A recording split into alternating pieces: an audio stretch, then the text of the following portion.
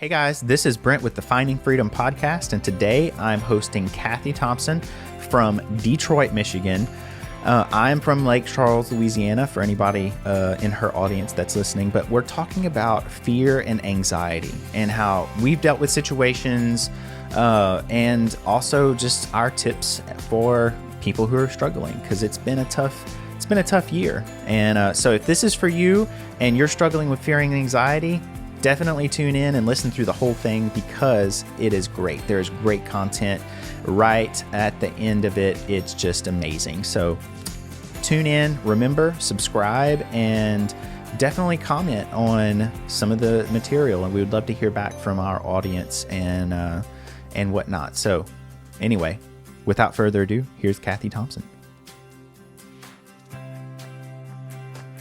Well, hey, Kathy, it's good to have you on your second episode on Finding Freedom. I know that we intended on doing multiple episodes, and I'm really excited about today and some of the conversation that we're gonna get to talk about. And doing the virtual podcast has been kind of interesting, nonetheless. And I'm glad to have you here. Thanks for having me again. Yeah. So how's things going up in your neck of the woods? I always say that because I love Al Roker, right? Al Roker's great. That's what's happening in your neck of the woods. You told me earlier you were having snow. How's that going? Yeah, we got, I don't think there's quite an inch yet, but it's supposed to get 1 to 2 inches today. Yeah. Down here in Louisiana, I'm literally wearing shorts and a t-shirt right now. So it's nasty weather. It can't do anything outside, but I think it's like 63. It's 31 here. No laughing. I get to make snowmen later. Hey, we can make mud men, I guess. It'd be fun.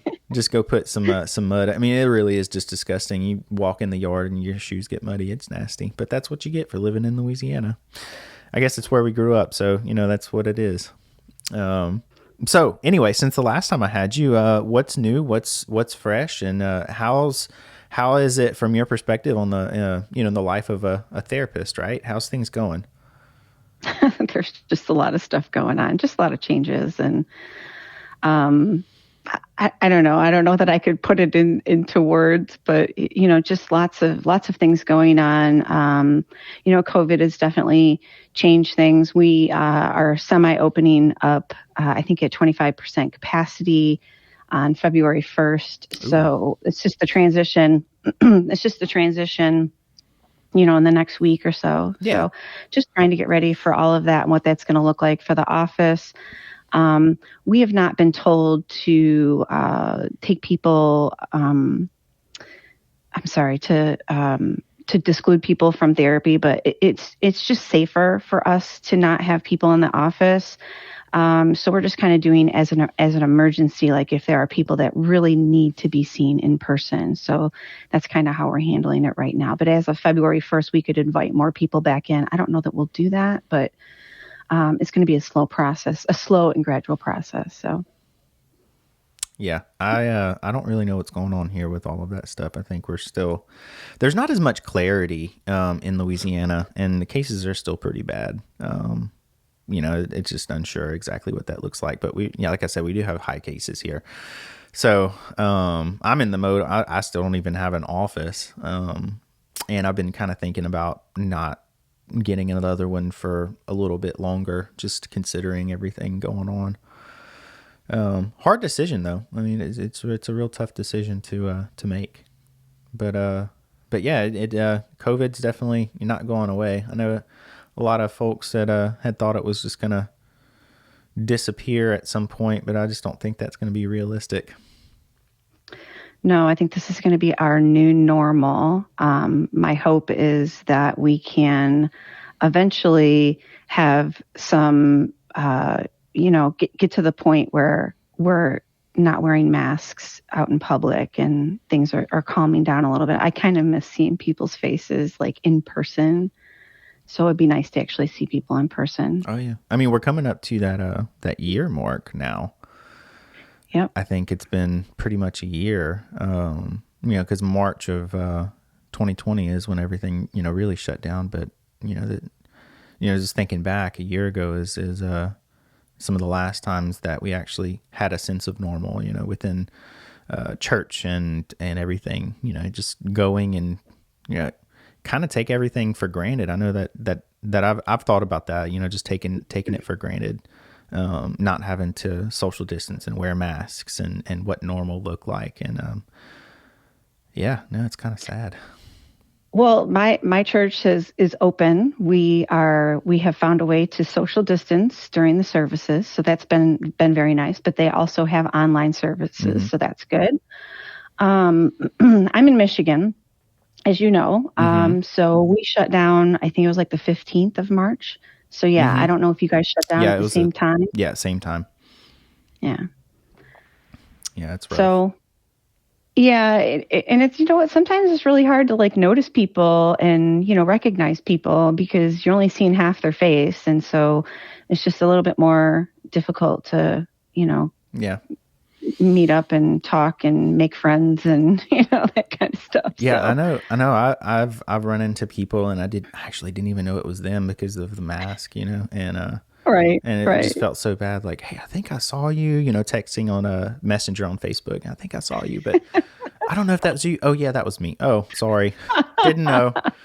I've had that happen a couple of times for sure, but definitely an interesting new way of life. And I know it's real controversial with people. Some people are, just real against it. Some people are, it's just all over the place when it comes to, people's opinions and how they're feeling. But one thing, is that it does bring up a lot of, anxiety, right? I think it's hard to even put words to it, what this year has done, but I think it's just amplified anxiety with people. Right. Just over the past year. And when you deal with that for such a long time, it actually turns into to trauma in a way. Right, because now you're dealing with people that have lost, possibly lost a loved one, that have lost jobs, there's financial stressors. So all of those things are definitely going to be throw you into that category of trauma. Oh yeah, yeah. How are you guys coping with that in Michigan?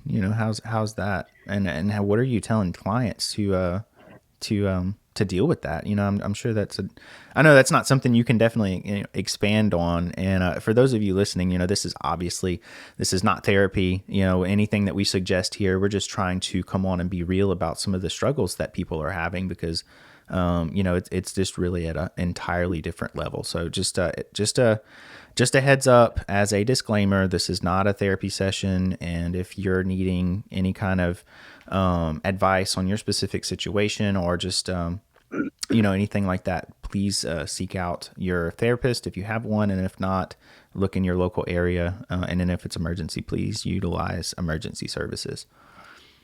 So anyway, sorry, yes. I had to just throw that in there. Thank you for that. Contact a therapist. I won't even tell you that you have to go see one of us. Just go to see somebody because, there's a lot going on. So I think I may have mentioned journaling and stuff. Did we talk about journaling in the last? Right, I think we did episode. Yeah, which is definitely a great coping skill. Journaling and keeping track of it because a lot of times people don't even remember what they like their feelings. If it's not written down, they're like, oh yeah, I feel this way, and then the next day, oh yeah, I feel this way, and then it just seems like all the days run together. So if you have a journal, it kind of helps you identify different triggers and whatnot. So I have journaled. I have to tell you that I haven't journaled a whole lot during COVID because there's just a lot of stuff going on, being a practice owner and, seeing clients as well. I mentioned last time about the journaling and how effective that is. I guess I'm not heeding my own advice, which is to get it on paper.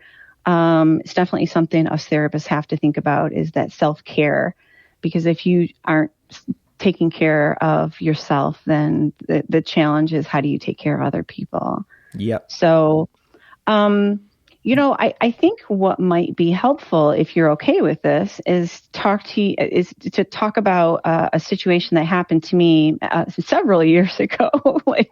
For instance, when I had a panic and anxiety attack, because we are all prone to it. Just because we're therapists doesn't mean it doesn't happen. Absolutely.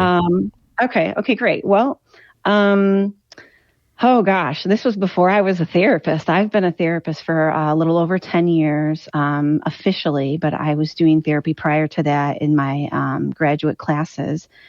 But about 20 years ago, probably in 1999, I want to say, I had what I now know to be a huge panic and anxiety attack. So, and so many of your listeners may be able to relate to this, or it may come to an epiphany and be like, oh my gosh, that's what that was. Right. So this panic attack, I was out with a friend, things weren't going the way I planned them to go. We ended up having to leave early. He got a little bit more intoxicated than I would have liked. So it put me in front of the wheel, and I was not prepared for that to happen. So just basically something out of my control. Can't control people, can't control things around us. So clearly there was something out of my control, and it was really upsetting me. Right. I had no idea when I left his family member's house that when I got home, what was waiting for me. Right. I got home.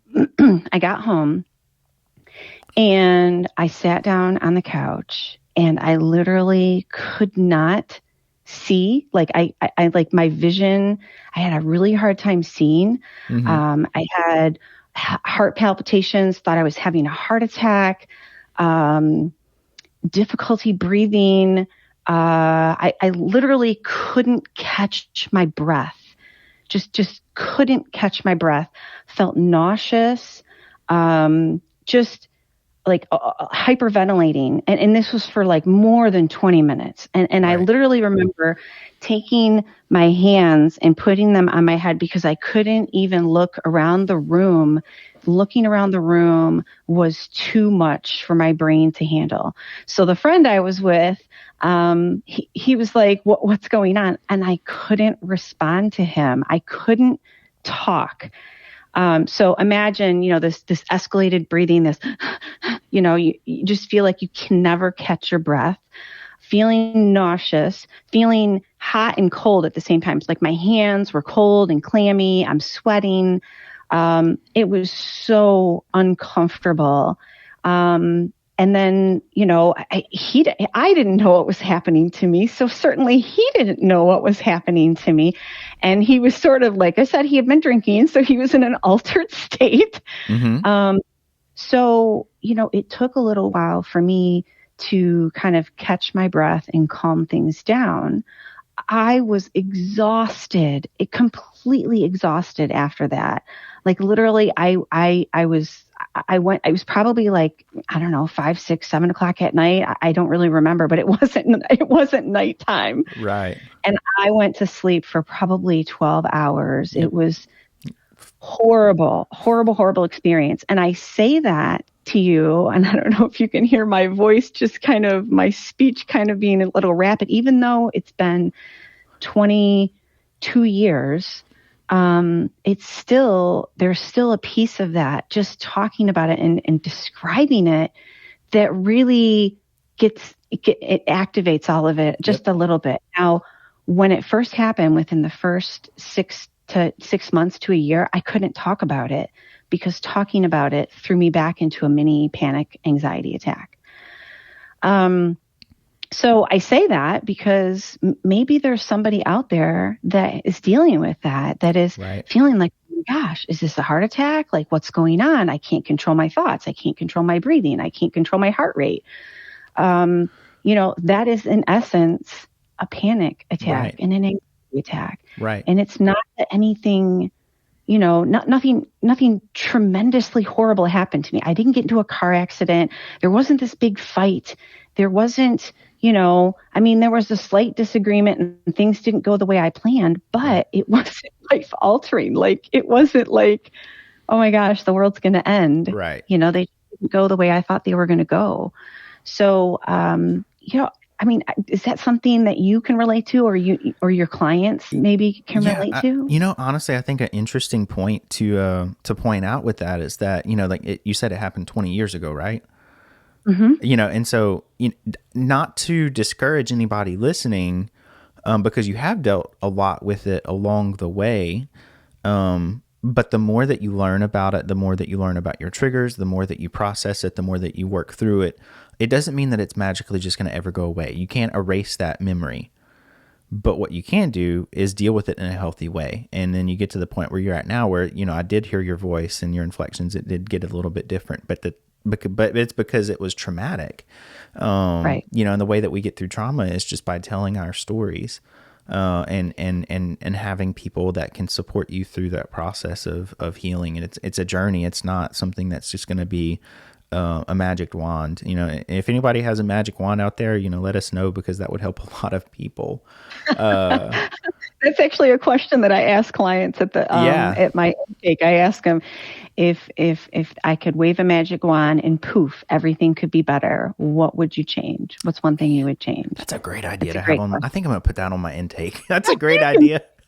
You can steal it from me. I always ask. I usually ask in sessions depending on the situation, but that's a great one to put in your intake. But it's the truth. I mean, it's interesting to think on that level of what it would look like if it was magical.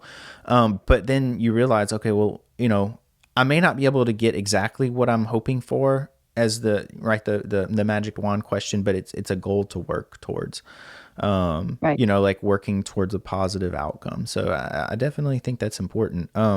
Anyway, what was your question just a while ago? I went on a tangent. That's okay. That's all right. I asked if you could relate to the description that I made of the panic attack I had, or if your clients had talked to you about, are they able to relate to that? Is that familiar to you?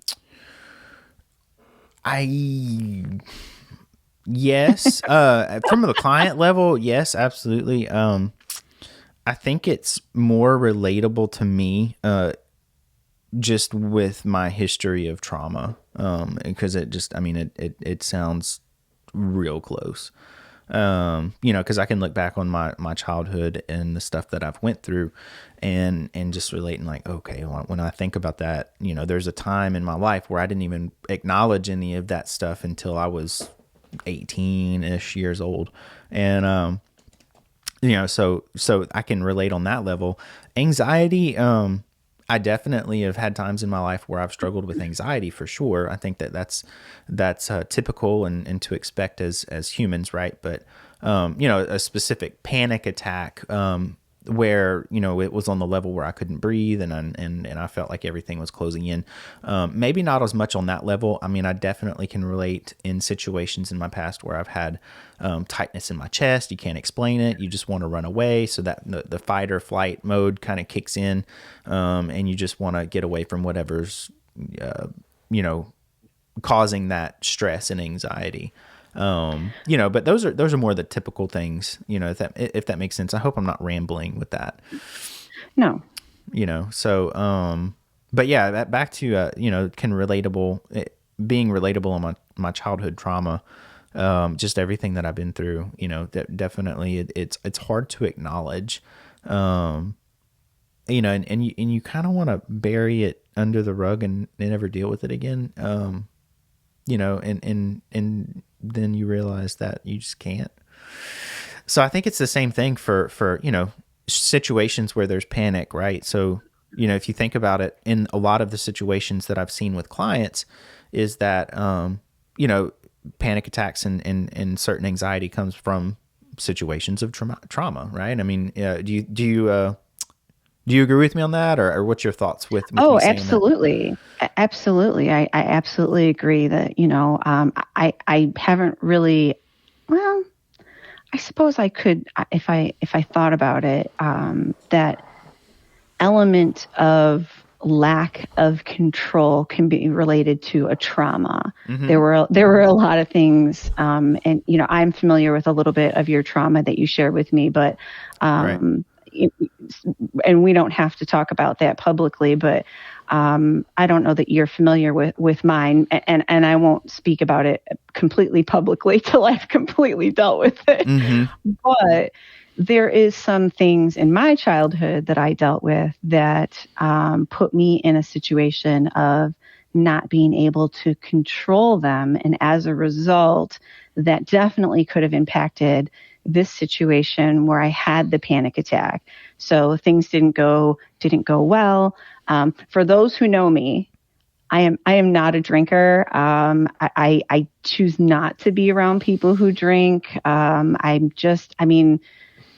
I've probably drank more in the last year in COVID than I have in like the past 5 years, but that's sort of to be expected. Yeah, that's. I'm going to cut myself a break there, but typically I'll have like a couple of drinks a year.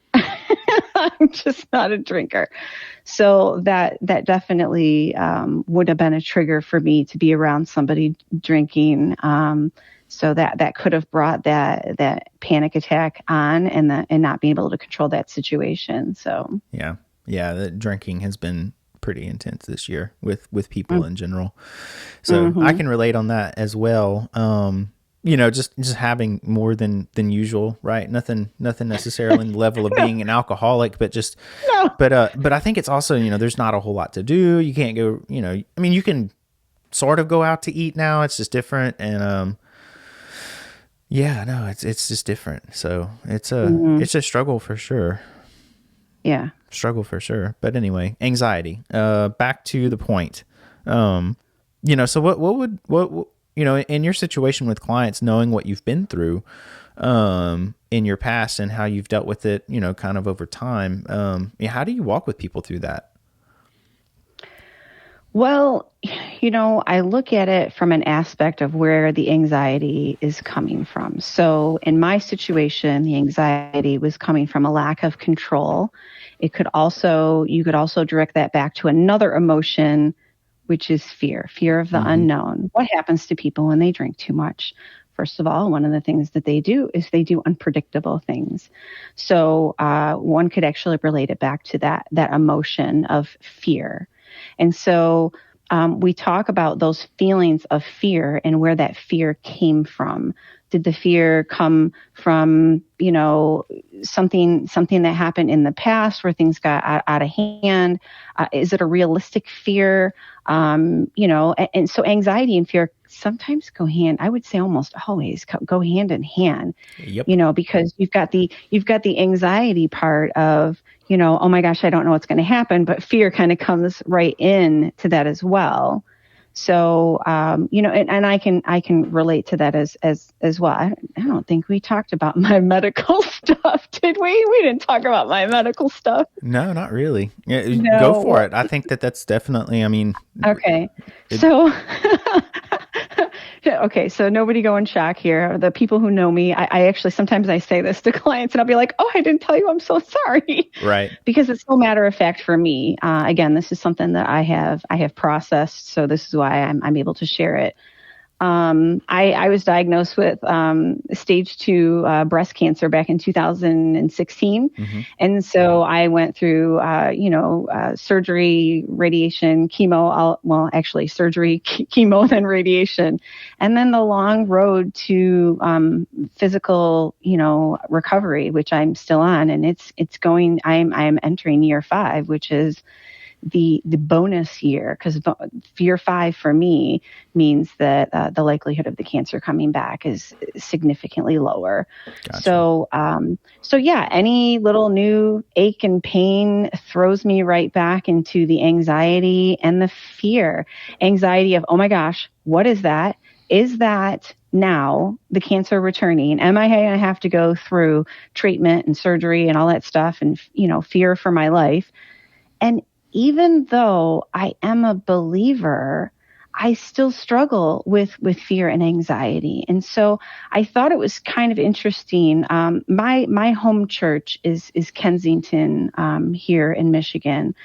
And Pastor Danny Cox was talking about how fear does not, he actually talked about it today, which I thought was interesting, because I thought, oh my gosh, my fear means I don't believe. My anxiety means I don't believe. And you know what? The two can actually coexist at the same time. You can be fearful, you can be anxious, and still have a firm belief in God or a higher power, or whatever your belief is. Well, I was gonna say, just because you're fearful, those are feelings and your emotions and all of those things, right? But faith is not rooted in your emotional context, right? So it's not. It's just not. Right. So one of the things that I've been trying to do is to change that. I put something on my Instagram account. Is if fear says you can't, do it anyways. Mm-hmm. So, and I find that that's really helpful for me, because there's a lot of things that I didn't want to do. I didn't want to have surgery. I didn't want to have chemo. The thing I said to my closest friends was, can we put me in a coma for 9 months? And then like someone can just take care of me, like, Right. do all the stuff. And then when I'm done with treatment, can I just be taken out of the coma? Can we do that? Is it possible? If only.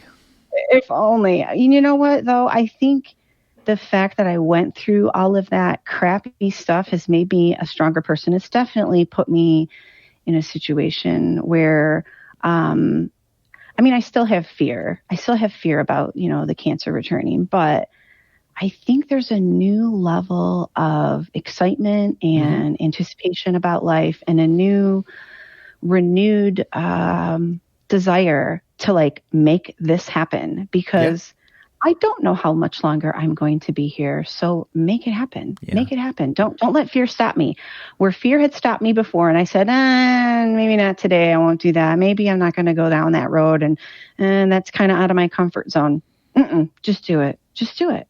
So that's what I've been trying to do. If it's difficult, I do it. Yeah, we only have today. That's it. When you were talking about going in a coma for 9 months, it made me reminded me of my grandfather passed away in March of 2018. Now it's like, okay, well that's been a minute. But I'm definitely, while he was struggling during the 9 months that, I think it was 6 to 9 months that he had the cancer, because it spread pretty fast, and he did the chemo. And we saw him struggle. I was definitely thankful for that time with him leading up into the end of it, and it just kind of reminds me, like, we have to be thankful for every day, even if hey, my time is coming up and it's going to be soon.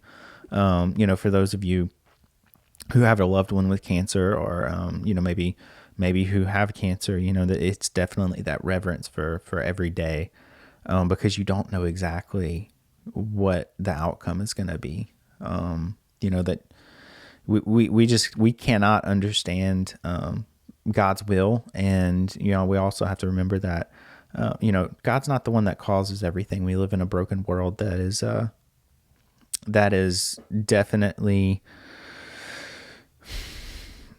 I could go on a tangent with this. I got to be careful, but we live in a world that's definitely broken, and the enemy is going to do certain things, and sometimes things just happen, and we don't necessarily know from a spiritual context of why cancer here. Did the enemy put that here, or did it just happen, or what I mean? Because we just don't know. Those are those awesome questions that we can ask whenever we're out of here. But in the meantime, we just have to just be thankful for every day that we're given, because we don't know when it's going to be our last. You have an idea with cancer, but anybody could also get in a car wreck and pass away, or you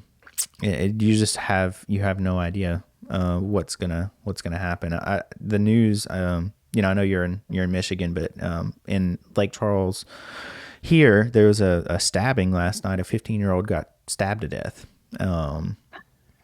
And it's just so sad to listen to that. You know, I mean, I don't really know any of the situation. They haven't really come out with it on the news. Obviously, when you're dealing with minors, you're limited on information.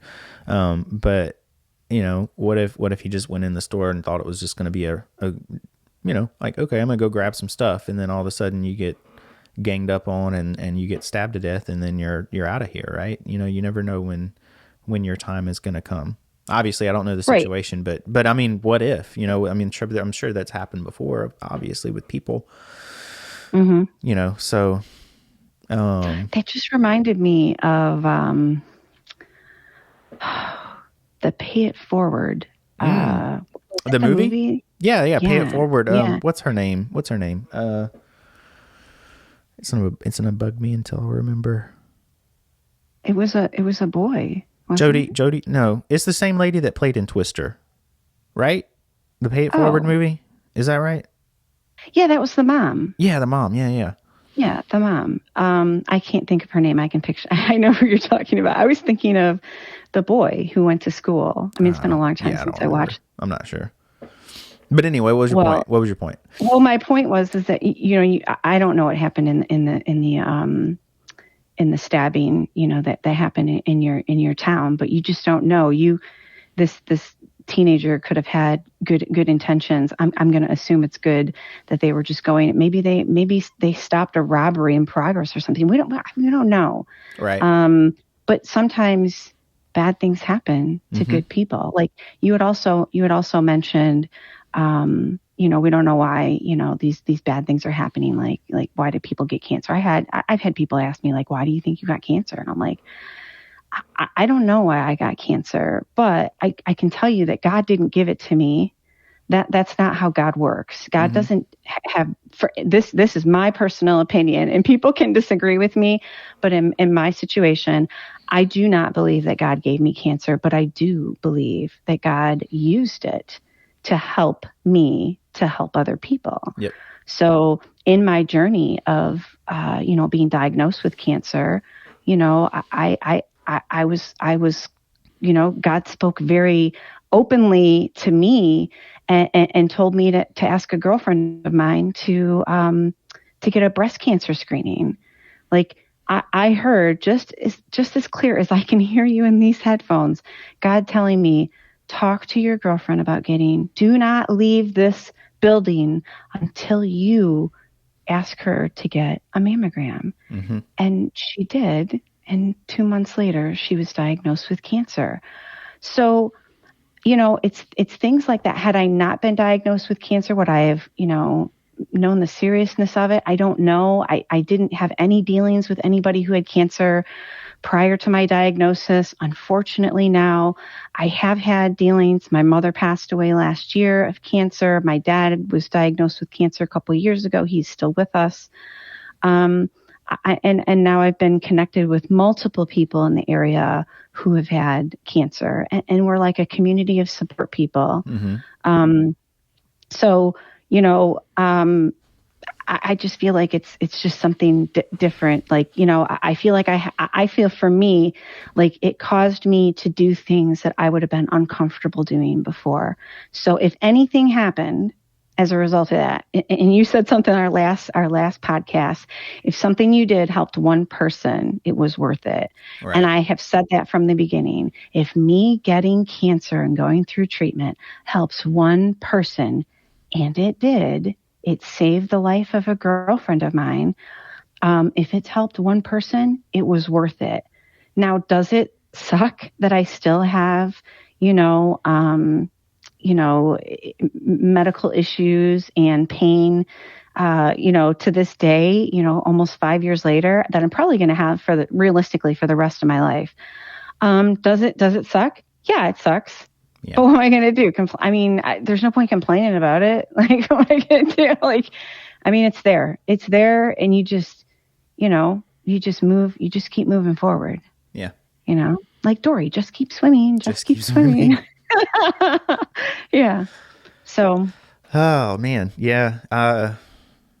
I mean, what's your other choice? What do people do? They cope in a negative way, or they just run from their stuff, or they like if they get a diagnosis of cancer, they might turn their life around, or they just might embrace that negativity and just completely just crumble. Start drinking more, living life. Hey, I only got so much time to live. So I think it's important, what your focus is. And obviously just, from a Christian standpoint, that's definitely a time to deepen your relationship with God for sure. I don't know how people that have life-threatening illnesses make it without God. I really don't, because I know for me that was my saving grace. That was how I dealt with it. Is I reached out to Him, and I continue to do that to this day, even though life is difficult. It is not easy for me to go through a day, because I think about it every day. Every day I'm reminded by the aches and the pains and the, this is what I can't do, and this is what my now my new normal is. I guess when I got the diagnosis, I was fearful. I was anxious. I mean, we can relate it all back to anxiety and fear. What's going to happen? What's going to happen to my things? How is, it definitely got my crap in order. I mean, I've got a will. I've got things figured out. I know where my stuff is going to go. I know what's going to happen to my business. I know what I want to do and how I want to get there. I have that mapped out, because I don't know how much longer I have on the face of this earth. Right. So I'm not going to be anxious about it. I'm not going to be fearful about it. Fear will sneak in, but I'm not going to be anxious or dwell on that fear, because it's not going to be helpful. Right. So, I just wanted to point out, I'm big at listening to pastors speak. So not only did I listen to Kensington this weekend, which would be, what's today, what's today's date? The 20 what? Honestly, I couldn't tell you. 24th. We don't know what day it is. Yeah, it just kind of runs together at this point. 24th. It's Sunday today. Okay, so that's what I know. It's Sunday. I know it's Sunday.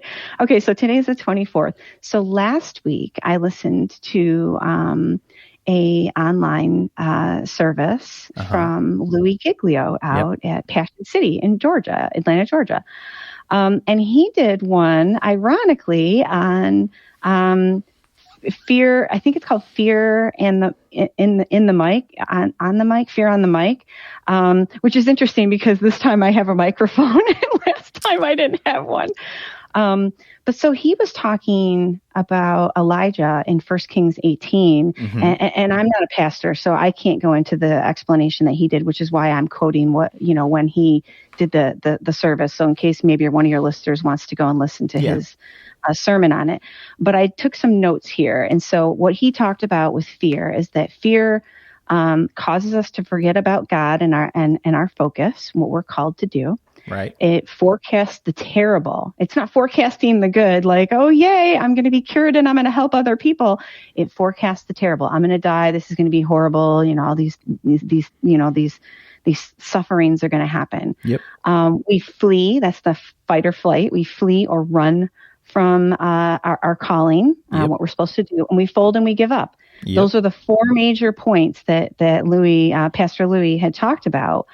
And I thought it was kind of interesting that this is kind of the overlap of therapy or counseling and religion and faith. Yeah. So he talked about some areas, and I'll go through them quickly here. It says, pay attention to what you put your focus on. So as a therapist, I would say that anyways. I would tell you that, like, what are you focusing on? If you're focusing on the doom and gloom and, oh my gosh, all this horrible stuff, and you're, let's just say, somebody, like, you have a diagnosis of cancer or some life-threatening illness. Don't Google. Do not Google. Google is not your friend. No, Dr. Google. Dr. Google. Dr. Google is no good. Don't do Dr. Google. So pay attention to what you're focusing on. Don't worry about tomorrow. Tomorrow has enough worries.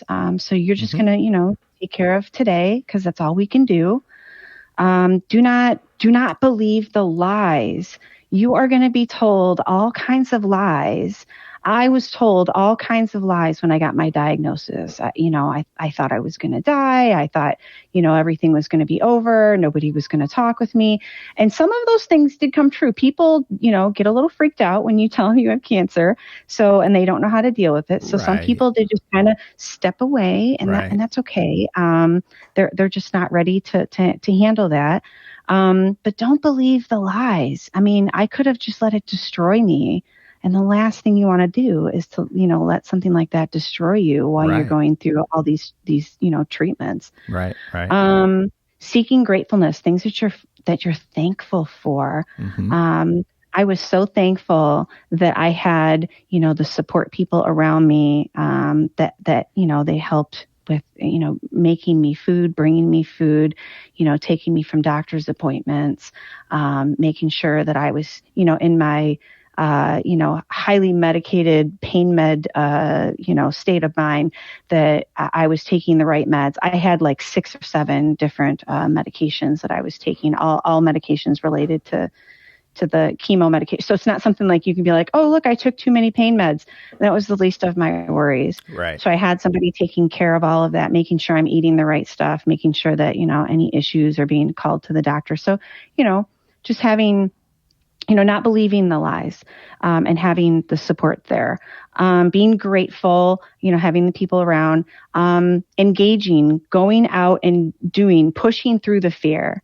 Had I just sat there and said, well, all this is, going to be horrible and, nothing's going to be good about this, I wouldn't have been at the event that helped, that facilitated using me to help save my girlfriend. Yep. I would not have been there.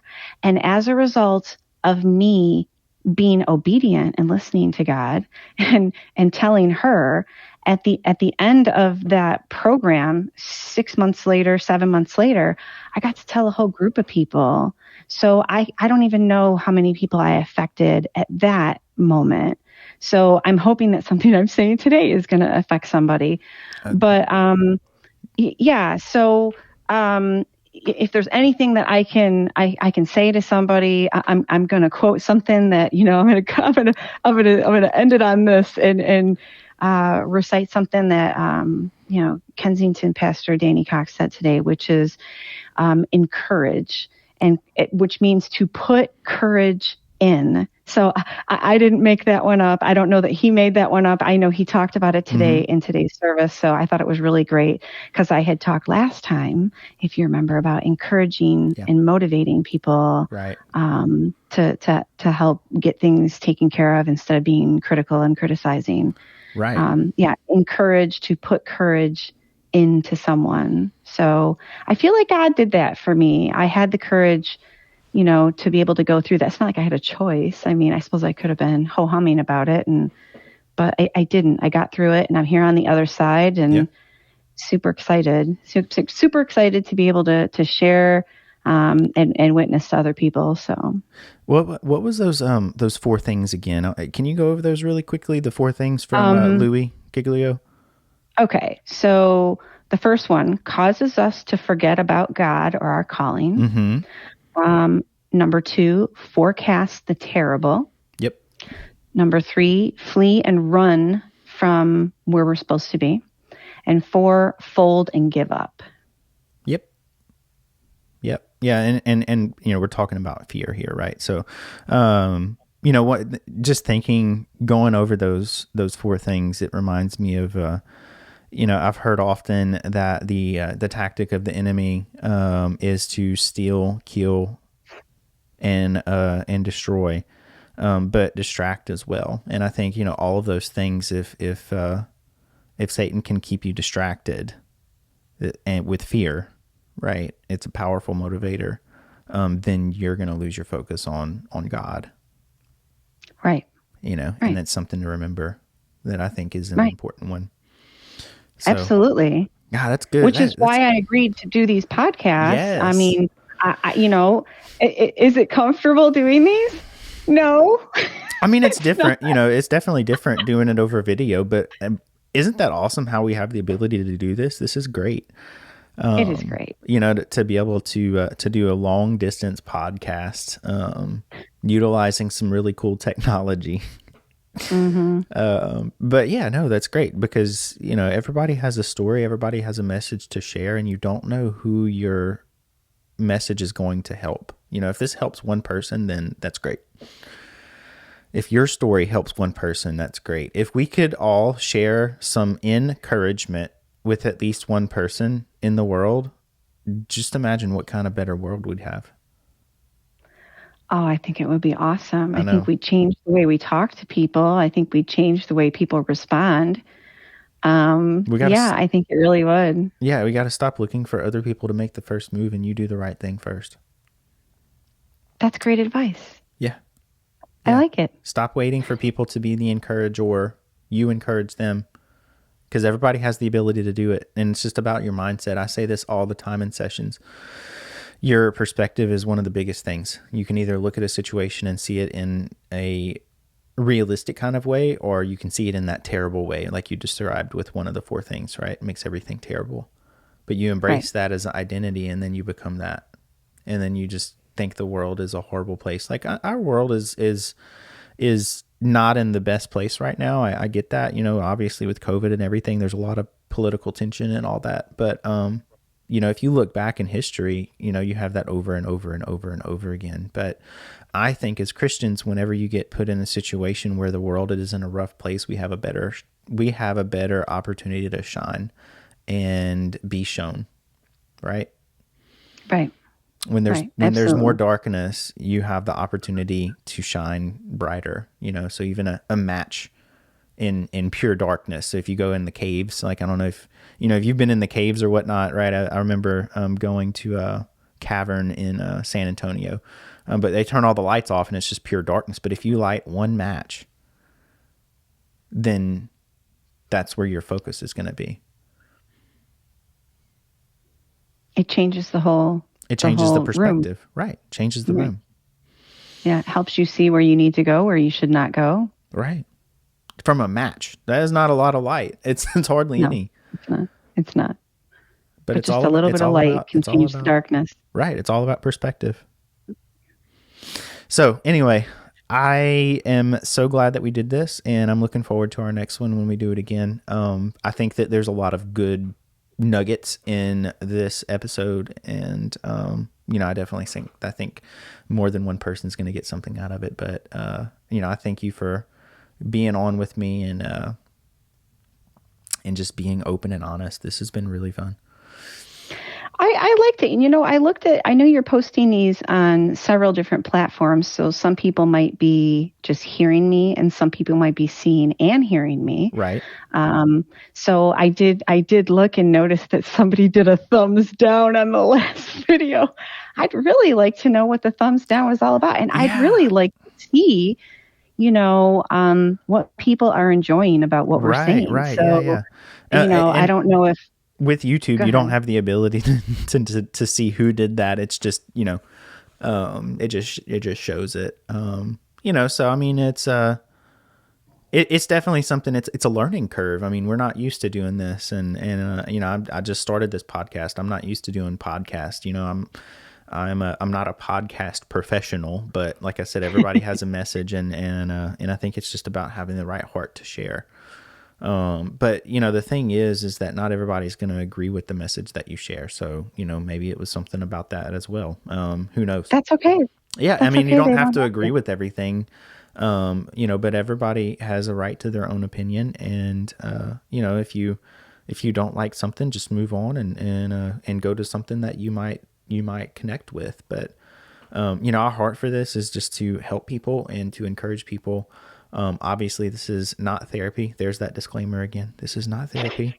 But we are professionals who really care about the people that we work with, and we want to make a difference. And, my heart with this is I want to reach out and help people, that aren't my clients, so I want to just do this and spread positivity, the encouragement, right? I want to encourage people to be the best selves that they could be. So anyway, that's my 2 cents. Yeah, no. I would love to hear comments. I mean, I'd love to hear feedback and, hear what people are interested in hearing us talk about, or what, what they liked or what they didn't like. If you're, I don't know what people want to hear. I mean, we're trying to be very Right. careful about not making this a therapy session, but I mean, there Right. are some things that obviously on here I'm sharing that I wouldn't have shared on my business page. Right. Not all my clients know that I am a cancer survivor or soon to be. I'm in remission, so Right. not all my clients know that I'm a cancer survivor. But if it's relevant, I will share it.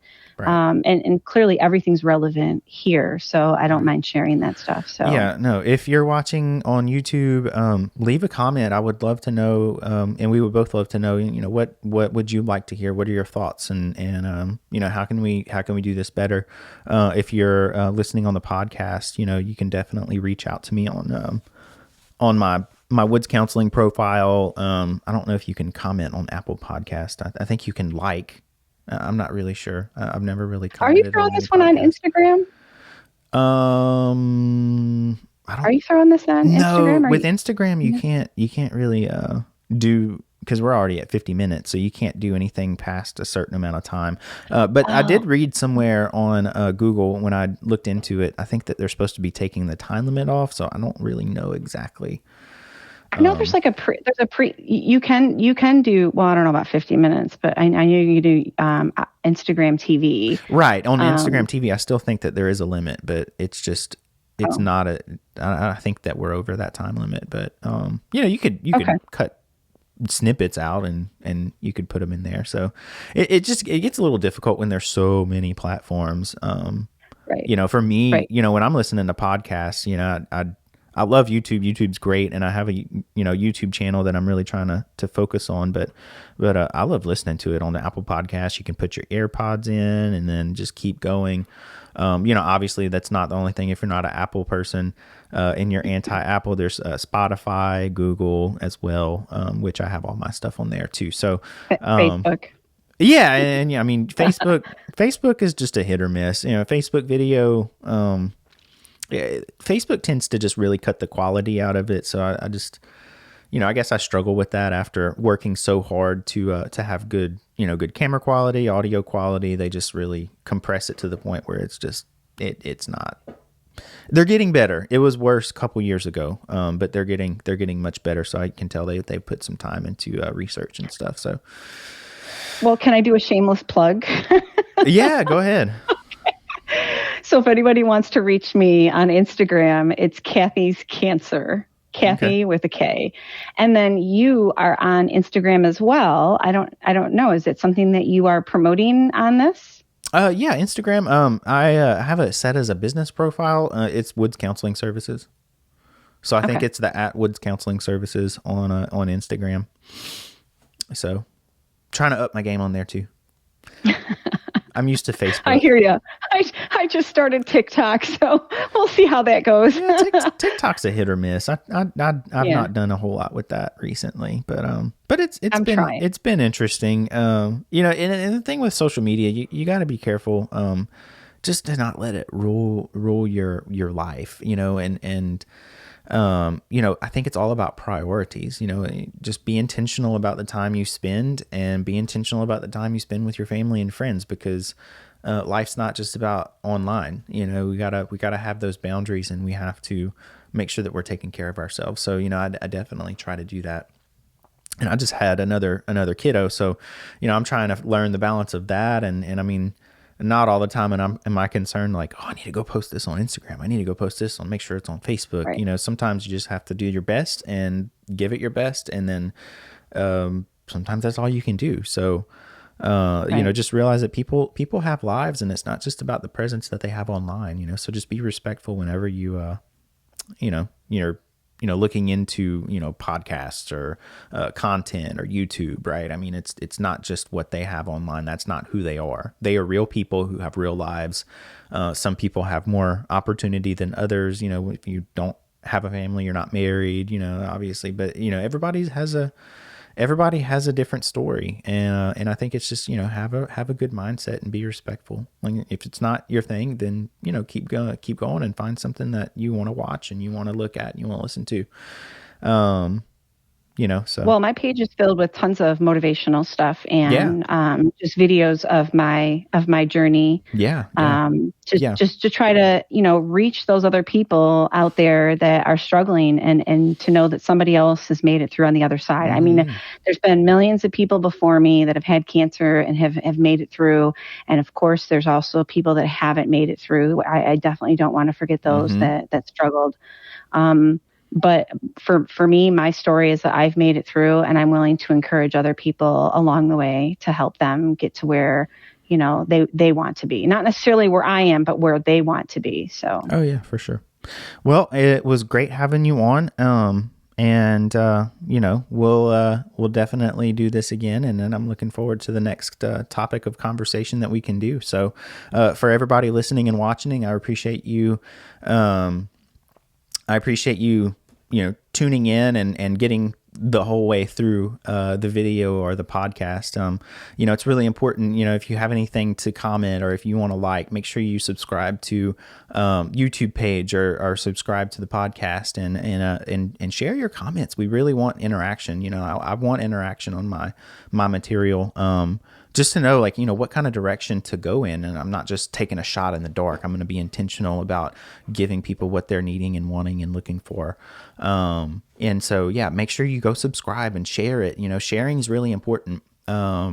Just one share on Facebook for something could really help out a small business. I have a friend of mine who's a photographer who made a post about that. Facebook doesn't necessarily share business pages as much, but her business, a photography business, thrives on social media. Word of mouth is a really big deal for her. And so just a little bitty share about some of her stuff, which is great, by the way, could really help out her business, because you never know who's looking for a great photographer, or who, throw any business in there. Right. So you have to realize that, sharing content, it's not just about going and sharing the funny Bernie memes, which have been fun and great. I've made about 20 of them so far. But it's not always just about funny stuff and things that stand out that way. Sometimes it really does mean a lot to people to go and share their stuff, because they have a big heart of why they do what they do. And they pour their life, blood, sweat, and tears into everything that they're doing. So, it's definitely, it shows a lot. Just taking that little step and just pressing that share button. It's really important. So that's my spiel. Thank you for listening. Well, thanks again for having me. I appreciate it. Thanks for being on here, and to everybody listening and watching, I really appreciate you. And I'll see you on the next one, and with our next guest.